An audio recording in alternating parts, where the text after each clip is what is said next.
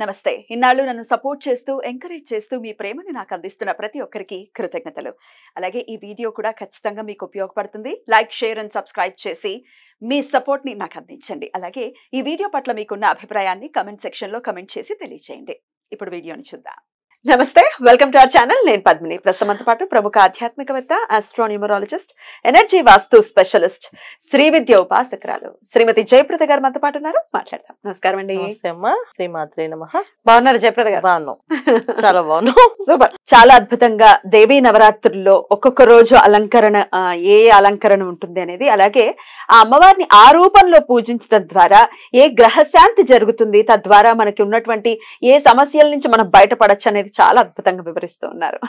మొదటి రోజు గురించి ఆల్రెడీ మాట్లాడుకున్నాం. ఇది అస్సలు అలా ఆల్ ఆఫ్ సడన్ అనుకుని చెప్పాలి ప్రేక్షకులకి అనుకుని చేసేటటువంటి కార్యక్రమం ఇది. ఖచ్చితంగా ఇది ఉపయోగపడుతుంది ఖచ్చితంగా. ఇక రెండవ రోజు దేవి నవరాత్రుల్లో రెండవ రోజు అమ్మవారికి ఏ అలంకరణ చేస్తారు, ఏ గ్రహ దోష నివారణ ఖచ్చితంగా జరుగుతుంది, ఆ అమ్మవారిని అలా ఆరాధిస్తాయి? తప్పకుండా అన్న. సో రెండో రోజు అలంకరణ వచ్చేసి గాయత్రీదేవి మనకి. సో గాయత్రీదేవి అలంకరణ, గాయత్రీదేవి రోజు అంటే ఏంటంటే సకల విద్యలకి అధిదేవత ఆవిడ. మనకి ఏ విద్య రావాలన్నా మనకు ముందు ఆ అమ్మవారి అనుగ్రహం ఉండాలి. చతుర్వేదాలకి, అష్టసిద్ధులకి అన్నిటికీ ఆవిడే అది దేవత. ఆవిడకు అనుగ్రహం కావాలి అని మనం ఆవిడ పూజించడం జరుగుతుంది ఈ నవరాత్రుల్లో. అయితే జాతక రీత్యా కొన్ని దోషాల వాళ్ళకి ఈ రోజు గాయత్రి అమ్మవారి అలంకరణ పూజించడం వల్ల వాళ్ళకి ఆ దోష నివారణ కాస్త ఫలితం, అంటే దోష నివారణ అవుతుంది కాస్తంత. ఈ సంవత్సరం కావాల్సిన దోష నివారణ అవుతుంది. మొత్తం దోషం పోతుందని కాదు, దోష నివారణ అనేది ఈ సంవత్సరానికి సరిపడి అవుతుంది అమ్మవారికి నిష్ఠగా చేస్తే. గాయత్రి అమ్మవారి అలంకరణ రోజు అలంకరణ చేయడం కానీ, పూజ చేయడం కానీ, జపం చేయడం కానీ కంటిన్యూగా. బ్రాహ్మణులు అయితే గాయత్రి మంత్రాన్ని ఎక్కువ జపం చేయడం, శాస్త్రం కాకుండా ఒక 10,000 జపం చేసుకుంటే వాళ్ళకి ఇంకా ఆ సంవత్సరంలో ఏవి చూడక తిరిగి ఉండదు, బ్రహ్మాండం జరుగుతుంది. ఒక గాయత్రి చేసుకోవాలని నీకు అన్ని కలిసి వస్తాయని చెప్పి మన వాళ్ళ పెద్దవాళ్ళు అంటూ ఉంటారు. ఇంకా గాయత్రికి మించిన రూపం ఇంకోటి లేదు. గాయత్రి మించిన పరదేవతగా ఇంకొక దేవత లేదు. ఆవిడే అన్ని, అంత పవర్ఫుల్ గాయత్రి అమ్మవారు. అయితే గురుగ్రహ దోష నివారణకి ఈ గాయత్రి అమ్మవారిని ఎక్కువగా పూజిస్తుంటాం. గురుగ్రహం ఎందుకంటే జాతకంలో గురుబలం లేదనుకోండి, ఆ జాతకం కరెక్ట్ గా వాళ్ళకి పరిహారాలు చెప్పినా ఉపయోగం ఉండదు. ఎందుకంటే అసలైనది జాతక బలం అనేది ఏంటంటే జాతక చక్రంలో గురువు ఎక్కడున్నాడు, చంద్రుడు ఎక్కడున్నారు, ప్రతి జాతకంలో చూసేది. ఫస్ట్ చూసేది చంద్ర గురువులు. చంద్రుడు ఉన్నాడా, బాగున్నాడా లేదా, చంద్రుడు పాపిపడ్డా అంటే చంద్రుడు బాగాలేదు. చంద్రుడు బాగాలేకపోతే మనసు వాళ్ళకి నిలకడ ఉండదు. మనం ఏం చెప్పండి, మనం చెప్పేది మాటలు వినరు వాళ్ళు, వాళ్ళేదో చెప్తుంటారు. మనం ఒక పక్క కష్టానికి పరిహారం చెప్తుంటాం, మళ్ళీ వాళ్ళు ఇంకో పరిహారం చెప్తూ ఉంటారు అలా. సో గురుబలం లేదనుకోండి అసలు వాళ్ళు మన మాట వినరు. కాస్త మొండి వాళ్ళుగా, మూర్ఖులుగా, వాళ్ళు అనుకుంది వాళ్ళు చేసుకుంటూ, కష్టం వచ్చినా నష్టం వచ్చినా దాని గురించి అంటే ఆలోచించకుండా ఒకసారి వ్యాపారం చేస్తాం, లాస్ అయిపోయి వదిలేదా ఉద్యోగం వెళ్ళంటే లేదు ఇంకో వ్యాపారం చేస్తాం, డబ్బులు ఇవ్వండి అని చెప్పి ఆస్తులన్నీ పాడు చేసుకోవడం కన్నా గురుబలం తక్కువ ఉంటేనే ఆస్తులు పోతుంటాయి. ఇవన్నీ కూడా గురుబలం జాతకంలో సరిగా లేదని, గురుగ్రహం సరిగా లేకపోవడం వల్ల జరిగే దోషాలు అన్నమాట. సో ఈ దోష నివారణకి మన పూర్వీకులందరూ ఏంటంటే ఏ పూజ చేసినా మీకు ఫలితం వస్తుందని చెప్పి కార్తీక మాసం చేసినా, మార్గశిర మాసం చేసినా, నవరాత్రులు చేసినా ఈ ఫలితాలు అనేది వస్తుంటాయి. ఇవి మనం మానేసి చాలా వరకు వదిలేసి ఇవన్నీ చాదస్తం కింద, మూఢనమ్మకాల కింద పడేయడం వల్ల మనం ఇలాగా ఇవాళ ఇంత కష్టపడుతున్నాం. అసలు పూజలు కూడా వదిలేసి జస్ట్ సెలబ్రేషన్ లానే, ఎంటర్టైన్మెంట్ లానే చూసుకుంటున్నాం. దాండి ఆడేసామా, ఆడడంలో తప్పేం లేదు, కానీ పూజ కూడా చేసుకోవాలి కదా శాస్త్రం చెప్పిన. ఖచ్చితంగా పూజ అనేది ఒక మన మనస్సుకి నిలకడ చేసి లగ్నం చేసి కూర్చొని ఆ పూజ చేస్తే అమ్మవారి ఒక అనుగ్రహం కలుగుతుంది. అమ్మ అనుగ్రహం కలగాలి అంటే మనం ఖచ్చితంగా పూజ చేసుకోవాలి. పూజ ఏ విధంగా అంటే నామాన్ని చేయండి, నామాన్ని జపంగా చేయండి, లేదా సహస్రనామాన్ని పూజగా చేయండి, చాలా మంచి ఫలితాలు వస్తాయి. చాలా మంది ఏంటంటే నేను కళ్ళు మూసుకుంటే నాకు అన్ని గుర్తు వస్తుంటే నేను చేయలేను. ఓకే, అప్పుడు బయట కళ్ళు తెరిచి చక్కగా అమ్మవారిని చూస్తూ జపం చేయండి. నేను చాలా మందికి ఏంటంటే గుళ్ళో కళ్ళు తెరిచి చూడండి దేవుడు అంటుంటారు, నేనన్నా ఇంట్లో కొన్నా కళ్ళు తెరిచి ఆ ఫోటోని చూస్తూ జపం చేయండి. అప్పుడు మీకు ఏ ఆలోచన రాదు. ఒకవేళ ఏదైనా ఆలోచన వెళ్ళా మళ్ళీ ఆ మైండ్ చెప్పండి, నేను ఏ ఆలోచనకి వెళ్ళకూడదు, అమ్మవారిని ధ్యాస చేయాలి, లగ్నం చేసి చూడాలి. ఈ విధంగా చేయడం.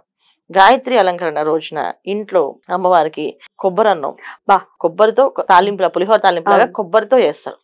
అలాగా చింతపండు వేయకుండా తాలింపు మొత్తం పులిహోర తాలింపు లాగే వేస్తాను నేను. దాంట్లో చింతపండు మాత్రం వేయం. దాన్ని కొబ్బరి లాస్ట్ దించే ముందు కొబ్బరి వేసి దాన్ని అన్నంలో వేడివేడి అన్నంలో నెయ్యి వేసి కలపాలి. సో నెయ్యితో చేయాలి, ఎందుకంటే గురువు ఒక అనుగ్రహం కోసం చేస్తున్నాం కనుక. సో అమ్మవారికి చక్కగా నెయ్యితోటి కొబ్బరి అన్నాన్ని చేసి పెట్టి, తర్వాత కొబ్బరి లడ్డు, కొబ్బరి ప్లస్ బెల్లం కలిపి లడ్డు చేస్తాం. కొబ్బరి కూరని కోరేసి తురిమేసి చేస్తాం కొబ్బరి లడ్డూలు. అమ్మవారికి నైవేద్యం పెట్టాలి ఆ రోజున.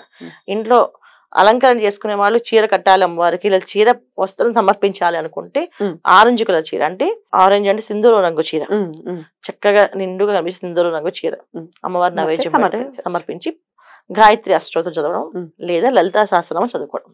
సో ఈ 9 రోజుల్లో లలితా సహస్రనామాన్ని అదేకంగా చదువుతూ ఉంటే అసలు మనలో ఉన్న ఏవైతే మాలిన్యాలు ఉన్నాయో అన్ని తొలగిపోతాయి. గురుగ్రహం గురించి చెప్పినప్పుడు ప్రస్తావన ఎలా ఉంది కాబట్టి అమ్మాయిలకి పెళ్లి అవ్వాలి అంటే గురుగ్రహాన్ని ఖచ్చితంగా చూస్తారు కదండి. గురువు ఎలా ఉన్నారు ఏంటి, ఒకవేళ పెళ్లిళ్ళు అవ్వట్లేదు అంటే గురుగ్రహం యొక్క ఎఫెక్ట్ ఎంతో కొంత ఉంటుంది అని చెప్తారు. అంటే వివాహానికంటే కూడా సంతానాన్ని చూస్తాం. సంతానానికి కూడా, సంతానం లేకపోవడానికి, సంతానం నిలబడకపోవడానికి ఉన్న గురువు ఒక అనుగ్రహమే. మరి ఈ సమస్యలు ఎదుర్కొంటున్న వారు కూడా రెండో రోజు గాయత్రి అమ్మవారి రూపంలో అమ్మవారిని ఖచ్చితంగా పూజించాలి. ఆరాధన, సంతాన భాగ్యం కోసం ఎదురు చూసేవాళ్ళు, ఒక సొంత ఇల్లు నిర్మించుకోవాలనుకునే వాళ్ళు ఏంటి గురువు ఒక అనుగ్రహం ఉండాలి. ఆర్థిక ఇబ్బంది లేకుండా ఆర్థికంగా మీరు స్థిరపడాలి అంటే ఒక నెల వస్తే ఒక నెల రాదు, వ్యాపారం ఒక నెల జరిగితే ఒక నెల జరగట్లేదు అనుకునే వాళ్ళకి అది నిలకడగా నిలబడాలంటే, సో ఆర్థిక ఇబ్బందుల కోసం ఈ పూజ గాయత్రి అమ్మవారి పూజ చేస్తాం. అయితే ఈ పూజ అవగానే ఒక చిన్న ముత్తైదుకి తాంబూలం ఇవ్వాలి, అంటే చిన్న బాలమ్మవారికి, తర్వాత ఒక సువాసినికి. ప్రతిరోజు నవరాత్రుల్లో ఒక బాల ముత్తైదుకి, ఒక బాలమ్మవారికి, ఒక బాల ముత్తైదుకి, ఒక పెద్ద ముత్తైదుకి, అంటే సుహాసినిగా పెద్దమ్మాయికి, కన్యగా చిన్నపిల్లకి కంపల్సరీగా తాంబూలం ఇవ్వాలి. ఈ 2 తాంబూలాలు మిస్ అవ్వకూడదు. అది ఇద్దరికే ఇస్తారా, 10 మందికి ఇస్తారా, 100 మందికి ఇస్తారా, స్తోమత బట్టి ఇవ్వచ్చు. ఎక్కడండి దొరకట్లేదంటే గుడికి వెళ్తే వస్తారు, చక్కగా బోళ్ళ మంది గుడికి వస్తే చక్కగా పసుపు రాయడం, వాళ్ళకి బొట్టు పెట్టడం, పసుపు పారాయణ కంపల్సరీగా. ఎందుకంటే కంపల్సరీగా అమ్మవారికి సుహాసిని అర్చన అంటే చాలా ఇష్టం అన్నమాట. అంటే ఆ సుహాసిని బాగా అందంగా అలంకరణ చేసి చక్కగా పుష్పాలు పెట్టి పారాయణ పెట్టి చేతి నిండా గాజులు వేస్తే ఆవిడ చాలా సంతోషపడతారు. అందుకే అమ్మవారికి గాజులతో పూజ చేస్తారు, గాజులతో అలంకరణ చేస్తారు, తర్వాత చీరలతో పూజ చేస్తారు, బ్లౌజ్ పీసులతో పూజలు చేస్తారు. ఎందుకు చేస్తారంటే ఆవిడకి ఇష్టం, అందుకని చెయ్యాలి. సో అందుకే తప్పకుండా ఒక ముత్తైదు మాత్రం ఇంటికి పిలిచి భోజనం పెట్టి చక్కగా తాంబూలం, ఈ ఆరెంజ్ కలర్ చీరే, చిన్నపిల్లకి ఆరెంజ్ కలర్ డ్రెస్ గిఫ్ట్ గా అంటే ఇవ్వాలి. అలాగా అబ్బాయిలు చేయొచ్చు. ఆ ఇంట్లో అంటే మాకు వివాహం కాలేదు, నేను అబ్బాయిని ఒకటి సింగిల్ గా ఉంటాను, మా అమ్మ నాన్నగారు లేరు అంటే అబ్బాయి కొన్ని చక్కగా గాయత్రి అమ్మవారిని పూజ చేసుకొని చక్కగా అష్టోత్తరం చదివి లేదా లలిత సహస్రనామం చదువుకొని, ఇక్కడ అబ్బాయిలు చేయకూడదు ఎక్కడ నియమాలు లేవు, ఆడవాళ్ళు చేయడం లేదు, అందరూ చేయొచ్చు. అవును, అబ్బాయిలకు రావద్దేంటి, సొంత ఇల్లు కావాలి కదా, కావాలంటే గురువు అనుగ్రహం కావాలి, గురువు అనుగ్రహం అమ్మవారి ద్వారా చేయాలి. సో వీళ్ళు కూడా చక్కగా ముత్తైదుకి భారత ప్రసుందరికి దండం పెట్టుకొని కాళ్ళకు నమస్కారం చేసి, అంటే వీళ్ళు పసుపు పాలని వీళ్ళు రాయిపోయి ఎవరి చేత రాయిపించి వీళ్ళు తాంబూలం ఇచ్చినప్పుడు కాస్త వాళ్ళ కాళ్ళ నమస్కారం చేసి ఈ తాంబూలాన్ని అందించాలి. గుడి ఒకవేళ ఇంట్లో చేయలేని వాళ్ళు గుళ్ళో కూర్చొని 1000 సార్లు తక్కువ కాకుండా గాయత్రి మంత్రం చదవడం, లేకపోతే లలిత అమ్మవారి శ్రీమాత్రే నమః శ్రీమాత్రే నమః అని 1000 సార్లు చదవాలి. ఖచ్చితంగా చదివే తీరాలి. ఎందుకంటే మనకి ఒక పరిహారం నియమంగా ప్రక్రియ ప్రకారంగా చేస్తున్నాం కనుక చేయాలి. మామూలుగా భక్తితో చేస్తున్నాం అంటే 108 సార్లు చదువుకోండి. నాకు అవేం అక్కర్లేదు, నాకు అమ్మవారి అనుగ్రహం ఉంటే చాలు అనుకుంటే ఏం పర్వాలేదు, చక్కగా మీరు వెళ్ళి ఆ గుళ్ళో కూర్చొని అమ్మవారి అలంకారం చూసి ఆనందించి అమ్మని చూస్తూ 108 సార్లు చదువుకొని రండి, అది కూడా మంచి ఫలితం వస్తుంది. అద్భుతం అండి, చాలా బ్యూటిఫుల్ గా ఎక్స్ప్లెయిన్ చేస్తున్నారు.